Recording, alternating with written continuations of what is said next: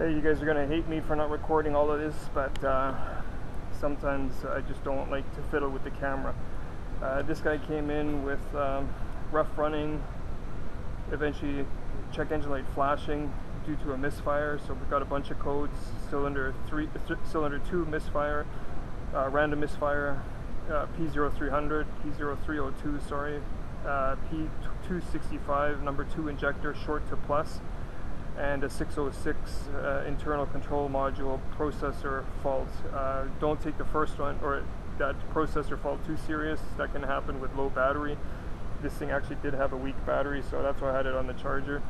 But the first thing that I did in order to check number 2 injector short to plus, 34 fuse 34 is the feed for the injectors.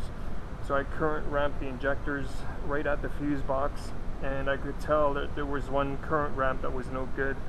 I did capture it with my Vantage Pro, so I'll probably put that into the video somewhere. And then I also synced number 2 and 5, which fire together, to basically match the or try to sync the firing event with the injector, although the injector is obviously going to be slightly skewed because it fires before the spark occurs. But anyways, long story short, I had enough information, enough evidence, because it's difficult to get at the wiring here to current ramp right here, and you can see I moved everything into the service position. So long story short, we had enough info, or I had enough info to condemn a injector, and then now you can see what I did here. I'm just using my injector tool to trigger number 2 directly, as well as number 1 directly. So I'm triggering number 2 and number 1 directly. First I'll do number 1 so you can see a good pattern. Again, I'll also put that in the video. Just got my current clamp on here. I'm doing 100 pulses at 5 milliseconds. So you can see here a nice current ramp here, the pindle opening and then dropping. Swapping over to number 2. You can see dead straight up and straight down, so the injector is completely shorted. Injector rail is mounted by 5 millimeters, and then there's injector clips for each injector, and then you just wiggle on the rail. Be careful, there's a bit of fuel that's going to come out, because if it's still under pressure. You can also just run the car until the pressure drops after removing fuse 28. So with the rail off now, here's number 2 injector. Grab some pliers and we'll pull it out.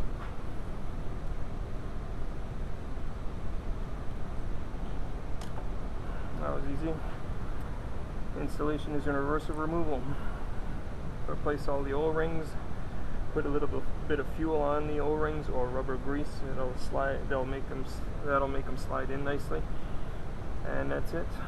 And while you got the rail off and everything else, you might as well check all the other injectors.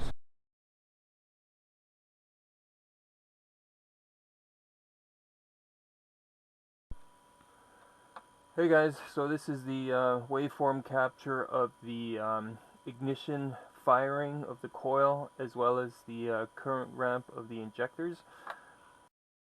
I triggered, or not necessarily triggered off of the ignition coil, but I'm using the ignition coil pack number 2 and number 5 fired together. It's a wave spark system, so the current ramp you see here of the ignition coil is ignition coil 2 and 5 firing.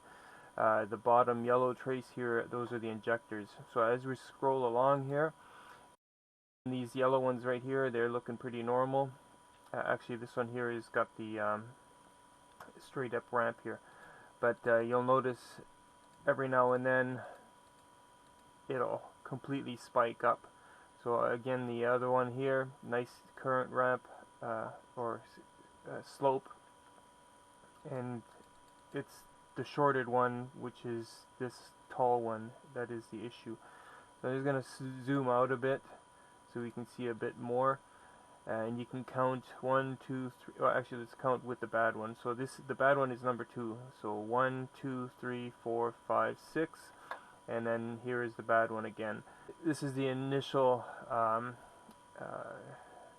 data acquisition that I did to try to troubleshoot this vehicle, and as soon as I saw this spike here, and especially with the trouble code injector shorted to plus, that was my next step then, is to pull the intake manifold and to inspect the injector right at the source.